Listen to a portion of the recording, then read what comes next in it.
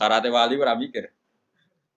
Dan jare Mbah Mun, kowe jogeman hak ben dadi wali. Wali kok jalur bodoh iso, pokoke agak mikir lugu iku iso wali. Tapi nek ulama kudu pinter. Dadi wali ku iso lewat jalur bodoh. Tapi ya dadi wali amatir, wali-wali sing iso dibredel maksudnya sing iso dianulir gampang anular. Ketuane ra setuju iso di PHK kan sing wali-wali. Nek wali kok jalur ilmu sudah dikutuk. Nah, pertanyaannya adalah sing penting iku jare Syekh Ramdan Al-Budi, sing penting kowe ku muni ana sebabe. Ngono ya, sing penting kowe ku muni ana. Nah, karena sebab itu artinya sesuatu yang wujud. Dikatakan sebab itu artinya sesuatu yang wujud.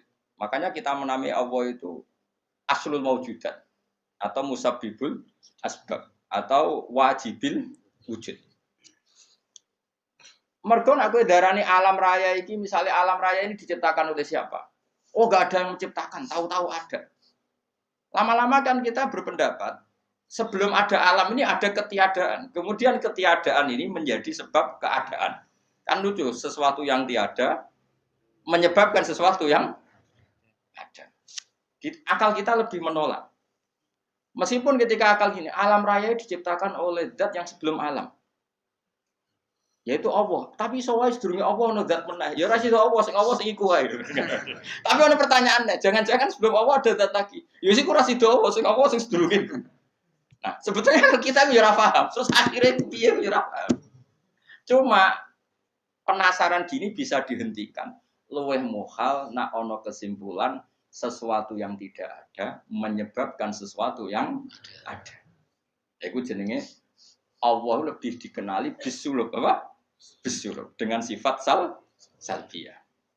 Luwih gampang kowe darani alam disebabno oleh sesuatu sing wujud. Yang karena ini nanti kita istilahkan untuk Allah disebut wajibil wujud daripada kowe darani alam disebabkan oleh ketiadaan. Iku jenenge bisulub.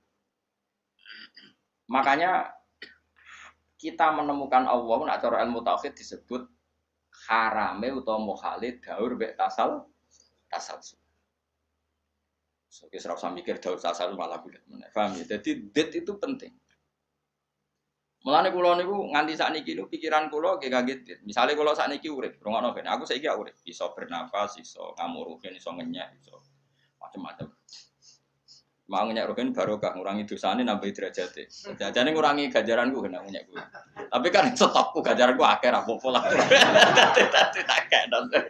Jane ora ngritik wong dosa. Ngurangi ganjaran. Tapi kan cek cukup lah. Tak hitung ngono sik cukup. Karena misalnya ganjaran mulang itu kan 100 ya. Ganjaran ngenyek loro. Apa dosane ngenyek loro cek 90. Cek susuk. Dadi aku mau ana totalane lah. Ngono. Karena aku mulang rugen ganjaran di 100. Ngenyek Mustafa paling siji lah, gak nganti loro. Berarti cek biro 90. Tapi nek ngenyek Mustafa langsung dosa tok. Kan kowe ora mulang dene. Jadi kok joni roh aku ora oleh gitu. Ayo rungokno. Iki penting ya, gue ngelatih tauhid. Ya napa nggih ngelatih napa? Tauhid. Setan iku kepingine wong iku gak berpikir. Sehingga terjadilah teori tobiyah. Tobiyah itu alam ini wujud dengan dirinya sendiri. Kata dengan sendirinya sendiri itu diulang-ulang. Terus ditambahi rofahiyah. Eling-eling rofahiyah itu urip mapan. Butuh kelon-kelon, butuh mangan-mangan, butuh turu-turu, butuh dugem-dugem. Karena orang ini sudah mendewakan hawa nafsu, sehingga kenyamanannya ya kelon, seks, turu, jagungan, semuanya seperti itu. Nah, ini yang dikritik orang tasawuf. Sebab itu awal kekafiran adalah rofahiyah, hidup poya-poya. Karena dengan poya-poya ini orang tidak pernah berpikir serius, akhirnya tidak menemukan Tuhan. Sampai akhirnya ono paham komunis, ateisme, nihilisme. Saya itu pernah ketemu orang ateisme, tanya saya gini, Pak Bah, saya ini cara berpikir ateis. Saya mau iman, kalau Anda bisa membuktikan Tuhan itu siapa? Lalu buktinya apa kalau ada Tuhan? Terus saya bilang gini, betul Anda ingin iman? Ya, kata. Terus saya pakai teori mantek, karena saya dulu pernah belajar mantek. Kelirunya orang Islam, ini rumah tenan, memang ini serius ya ngaji. Memang syaratnya ngaji harus mengenalkan sama Allah. Inti ngaji adalah mengenalkan orang kepada Allah ma'rifat. Caranya adalah bin nadzari sahih dengan pikiran sing sehat. Kamu betul ingin iman? Iya Bapak. Terus tak tanya. Kalau ada rumah terbakar, kamu suka enggak ada orang yang bilang sebabnya kena konsleting listrik atau ada apa meledak? Atau Anda suka bilang enggak ada sebabnya sama sekali? Oh seneng yang ada sebabnya, misalnya ya tadi kena konsleting listrik atau kompor terbakar dan sebagainya. Lalu kalau alam wujud ini kamu suka ada sebabnya apa tanpa sebab? Ya suka ada sebabnya sebetulnya saya.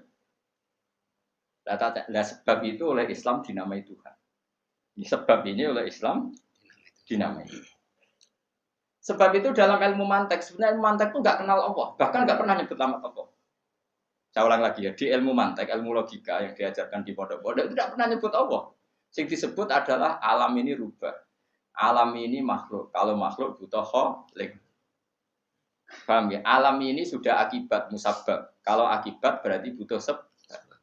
Yang sebab ini kita sebut musabibul asbab. Dan sebab ini harus lebih dulu ketimbang yang disebabi. Sebab itu harus bersifat qadim.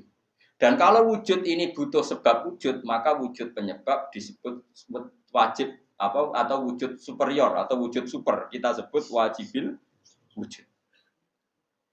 Paham ya? Sehingga wujud yang ada ini kita butuh sebab. Yaitu harus ada wujud yang superior. Kita nambahi wajibil wujud. Nah, semua itu oleh Islam disebut Allah. Ya, semua itu oleh Islam. Tapi uniknya orang itu langsung iman. Betul ya orang itu. Nah, kiai-kiai tidak mau nerangkan gitu, Bapak. Sehingga saya nyari-nyari Allah itu siapa. Mulai dulu bilang kalau Allah itu faktor alam, saya iman. Itu kelirunya kita membalik logika. Dia mau iman. Tapi dia nyaman dengan istilah Allah itu yang dikatakan Tuhan adalah penyebab dari semua ini. Mungkin Einstein bilang itu kausa prima, mungkin orang modern bilang apa saja. Paham sih kalau maksudnya? Jadi akal itu harus menemukan itu pasti nggak nyebut Allah. Nah, Islam yang mengatakan itu, coba sama cek saja. Ketika Allah mengenalkan dirinya, Iqra bismi rabbikal ladzi khalaq. Allah itu zat yang menciptakan. Khalaqal insana min 'alaq. Itu nggak pernah nyebut dirinya Allah. Ya Yuhanna su'budu rabbakum. Rabbakum itu siapa? Alladzi khalaqakum walladzina min qablikum. Tuhanmu itu siapa? Yang menciptakan kamu, yang menciptakan orang sebelum kamu.